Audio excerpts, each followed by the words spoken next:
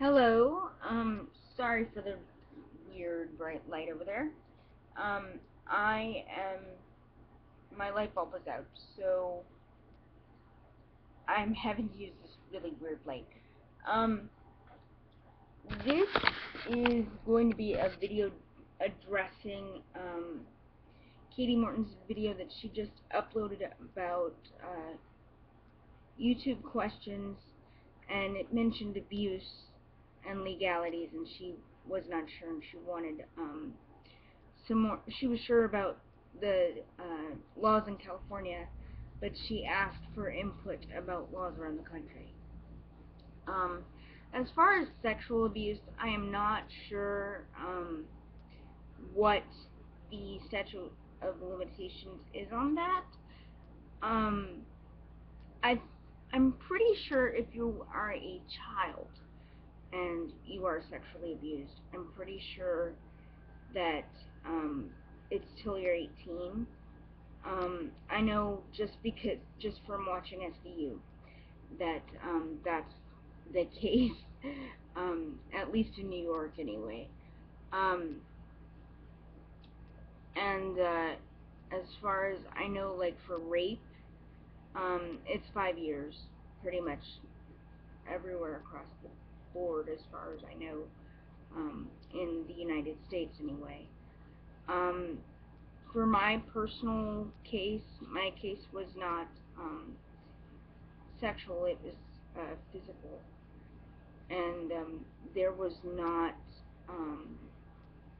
a statute of limitations on that because the it had started in childhood, but by the time things were actually done about it, I was already legally an adult. I was 18. So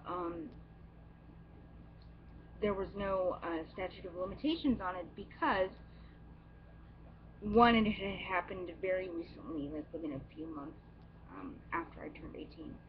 And two, because of my disability, it was considered a Class D felony because my disability prevents me from driving and all sorts of other things. So I would not have been able to leave had someone else not gotten involved. And I'm not going to go into a lot of detail about that because that is my um, personal experience. But so I know that, like, for me, it was able to be prosecuted and everything was fine. I am pretty sure that as far as for physical abuse, I'm I want to say like 95 or 98% sure, or something like that. That in my state anyway, as long as you have proof that the abuse happened, someone can still be held accountable. Um, like I said, as far as for sexual abuse, I'm not sure how that works because there are other types of evidence, like semen and bodily fluids and whatnot, that may dissipate after a certain amount of time. So I'm not sure about that, but I know that for both children and adults, there has to be um, a pattern established of abuse.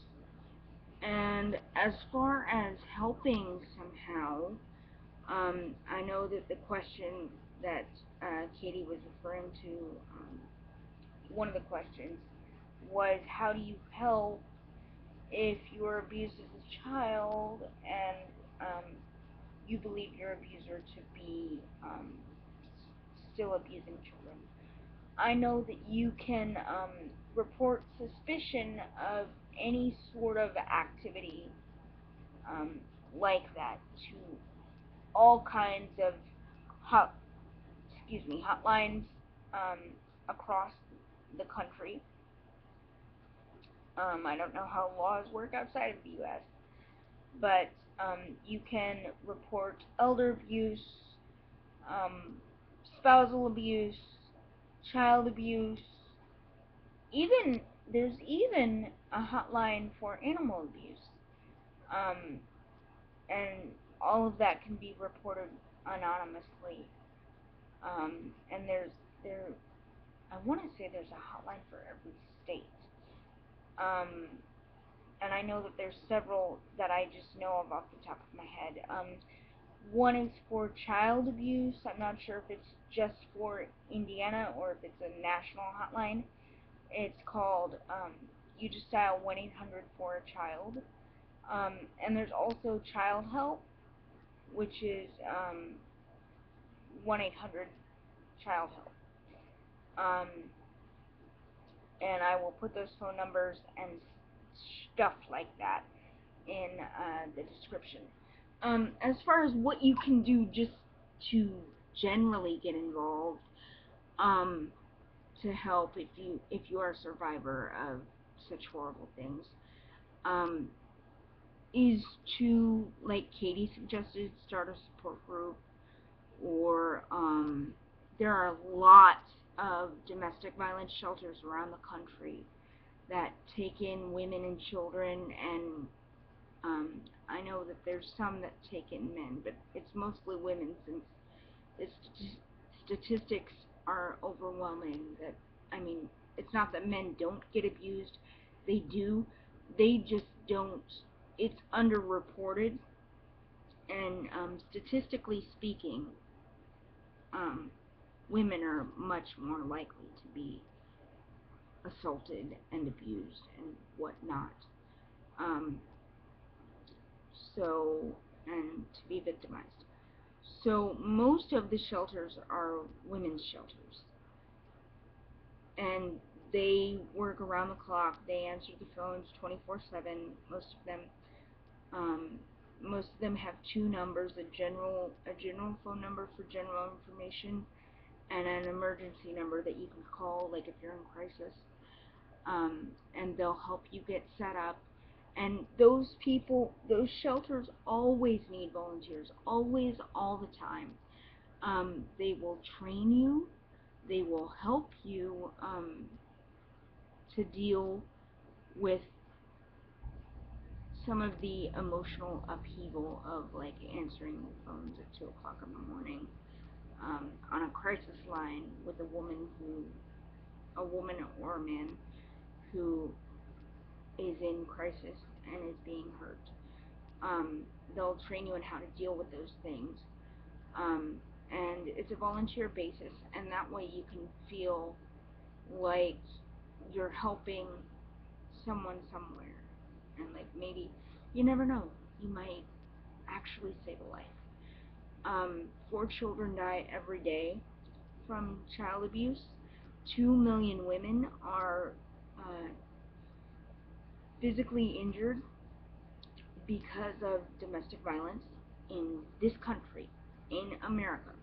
We are the richest country in the world, yet we cannot protect our citizens from the violence in their own homes. And this is why women need to be taught how to defend themselves. Men need to be taught how to defend themselves. People need to be taught how to defend themselves properly. People need to be taught what a healthy relationship consists of in school.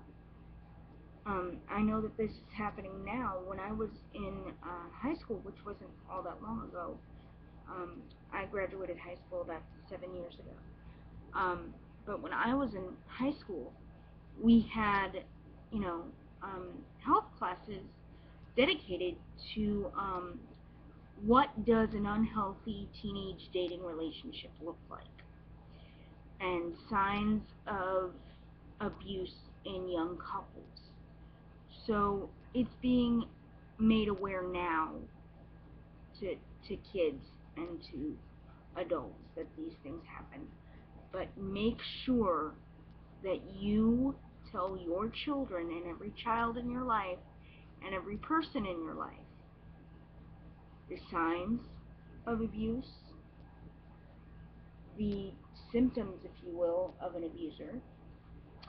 If the person is very possessive, if they try to control um, what you wear and where you go. Now, it's kind of tricky as far as if you suspect a parent, because parents still have to parent, but there are still lines that you do not cross. So, like, a parent would legally be able to have some say in what their child wears and where their child goes and who their child hangs out with. But if you notice that, like, a kid that you say babysit for is suddenly afraid to go home with their mom or their dad or their aunt or their grandma or their whoever they're going home with, that is a sign. So is unexplained bruises, unexplained scratches, marks, marked change in their personality. Like, for instance, I was and am a very outgoing person and very, very talkative and usually very, very open with people and very, very honest. As a child, I suck at lying. I really do.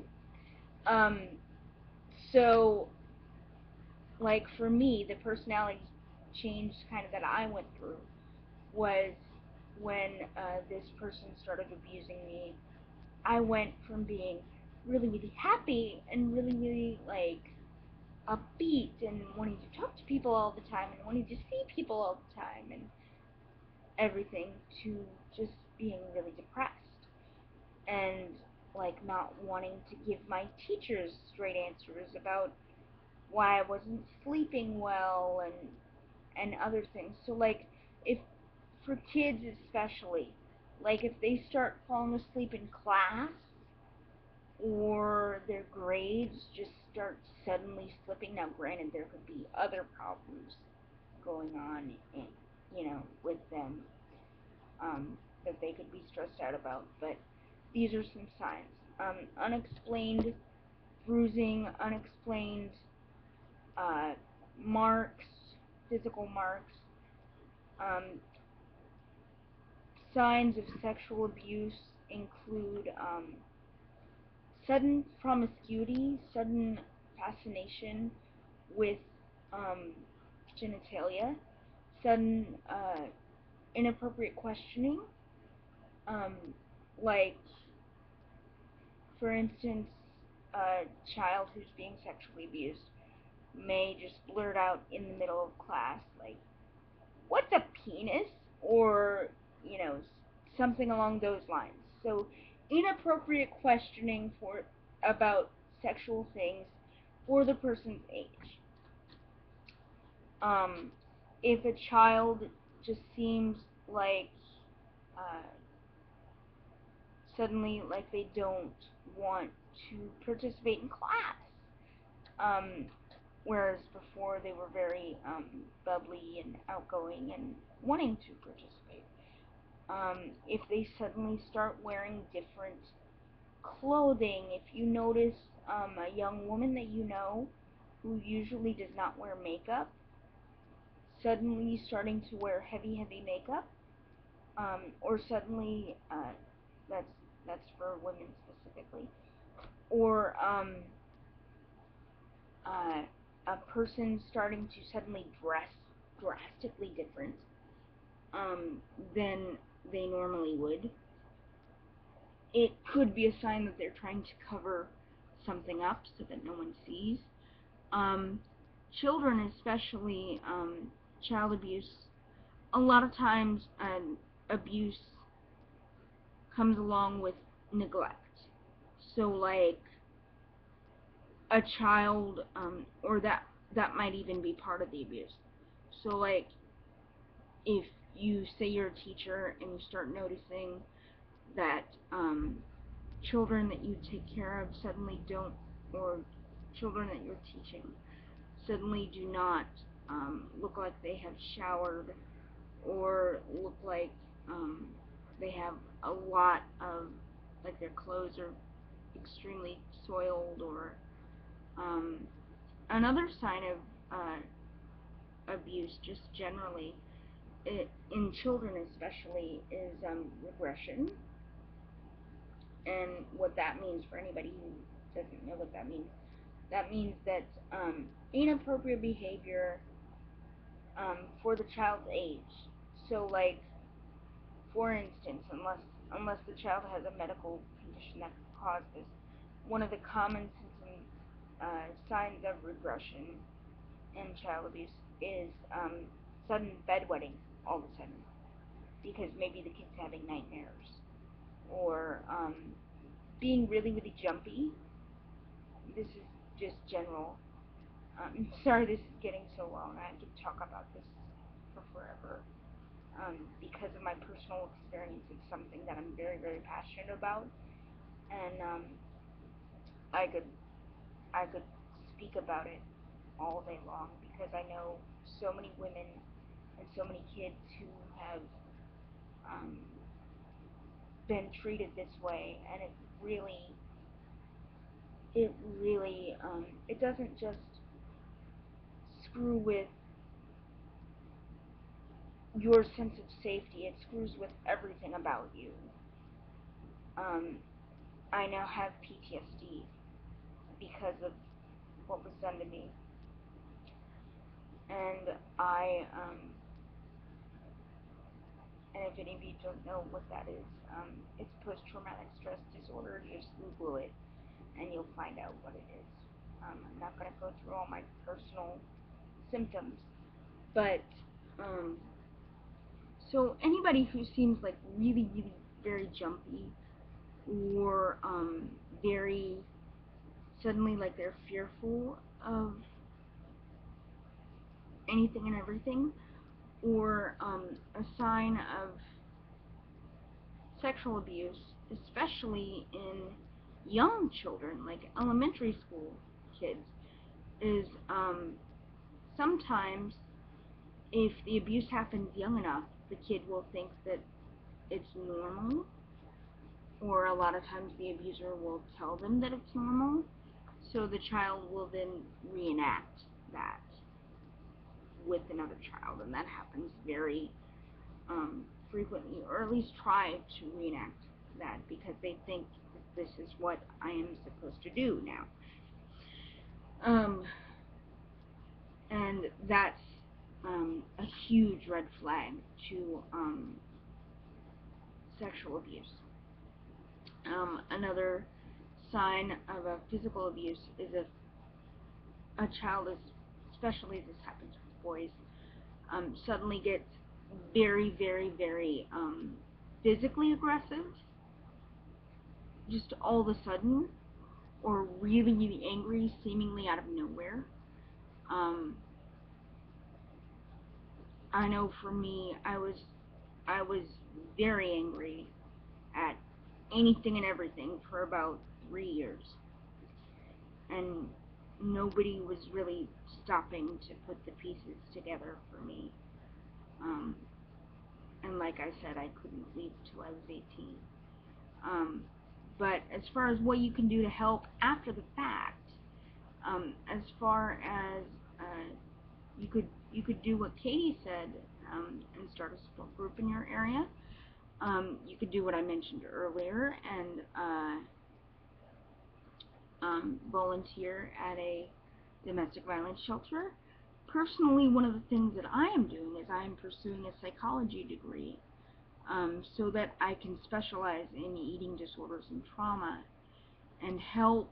Um, I think I want to help adults, because even though I love kids, I think that if a little girl, especially a disabled little girl, came into me and told me that someone was hurting her, I think I would lose my mind, personally.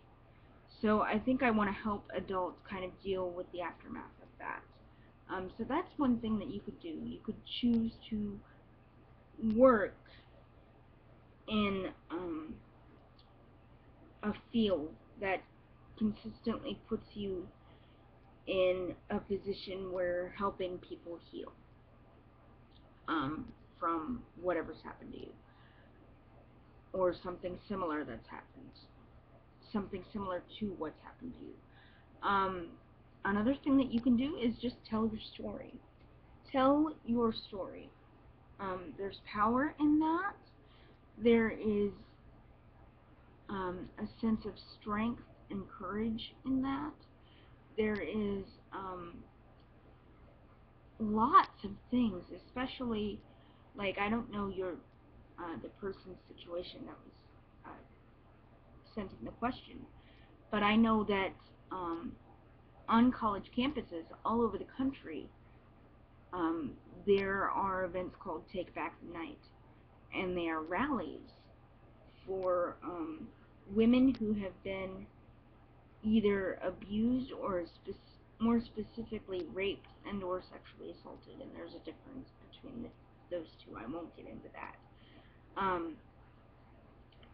But it's so that women can not be silenced anymore, and victims of sexual violence on college campuses, whether they be professors, students, faculty, whatever, they can come out and tell their story, and there's a candlelight vigil, and it's a beautiful, I mean, I've never been to one, but I've seen them on YouTube, and it's a beautiful way to kind of help yourself heal and also help others.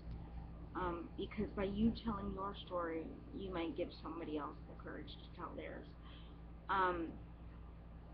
As far as what I've done personally, in addition to me pursuing my psychology degree and wanting to become a therapist and specifically work with people who have been traumatized and have had EDs, another thing that I did is a year after I left this situation, I started blogging about domestic violence and child abuse. And it started out on MySpace. This is how long ago this was. But it started out on MySpace, and it got a lot of hits really, really fast because I was telling my story, and I was talking about it. And I wasn't just saying this is what happened to me, woe is me, blah, blah, blah. I mean, there's power in that too. I'm not trying to trivialize that. But I was also putting links down to, like, hotlines and shelters and news about what was happening with domestic violence and criminal justice type of laws in the country and in my local area and in my local, just with domestic violence and child abuse as a whole. And like, I blogged a lot about Casey Anthony and Zara Baker. I don't know if any of you know who she is, but they were both very, very famous child abuse cases. Zara Baker's less known than Casey Anthony. But so that's one of the things that I did, and that actually it started out on MySpace, and now it has a Facebook, and now it has a Twitter, and it's actually sort of become its own thing. So there's that. And I'm actually thinking about moving it all to Tumblr because I don't really use Facebook very much anymore. I mean, I'm on there personally, just because my family, I have a lot of family that's on Facebook, and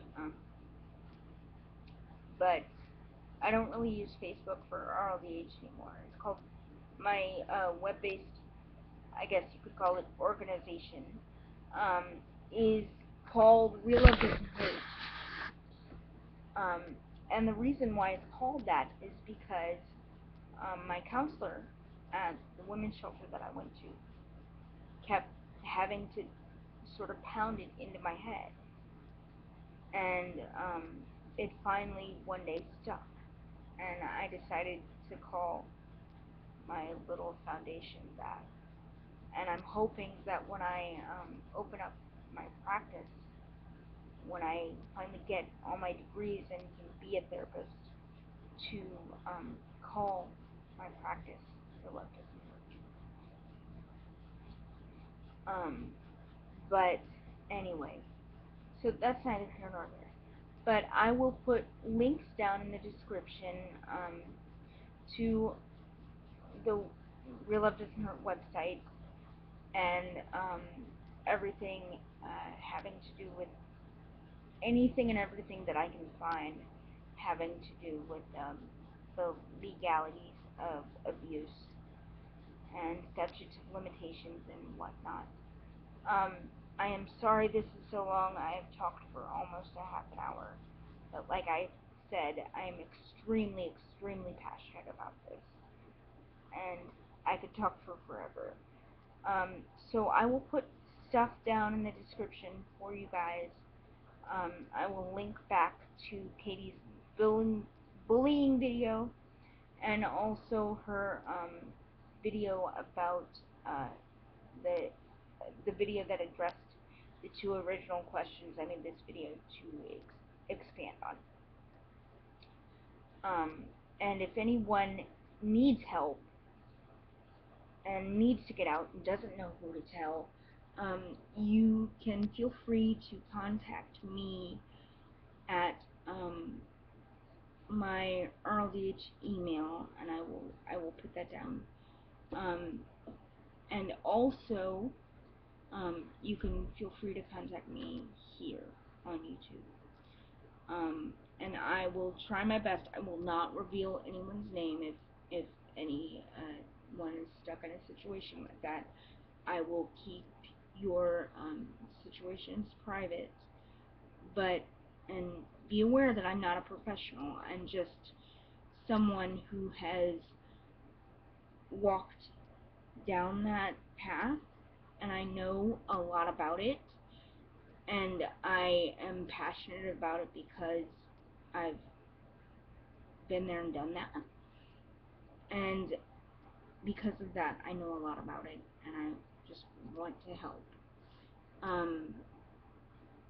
So be aware I'm not a professional, but I'm here to listen, and I will help you in any way humanly possible. I'm still going to do the singing videos.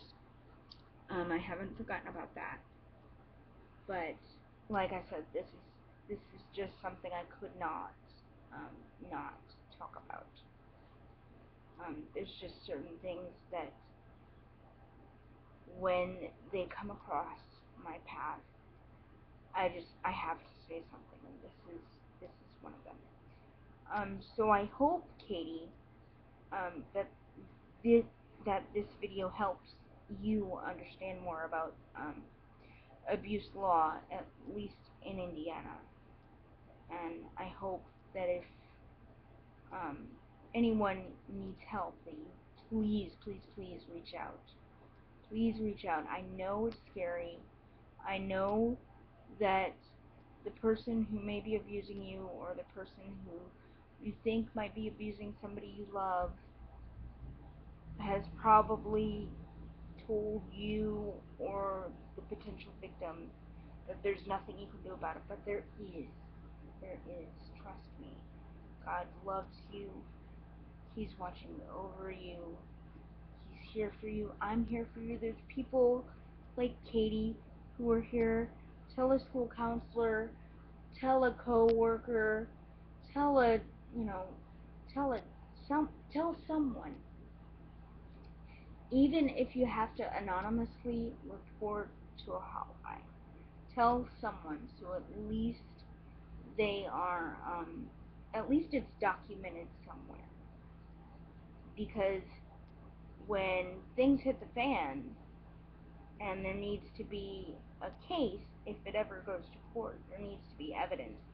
And the more evidence there is, the better it is for the victim or victims. So I'm sorry this is so long, but I had to say something.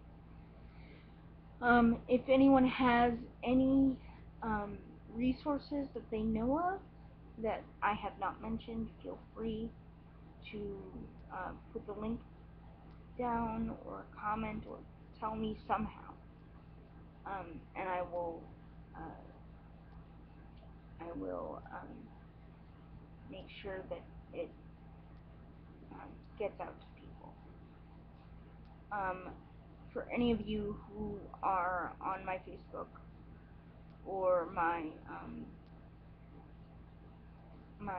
RLDH Twitter, I know I haven't been very active on there right now, but the reason for that is because of my personal PTSD symptoms.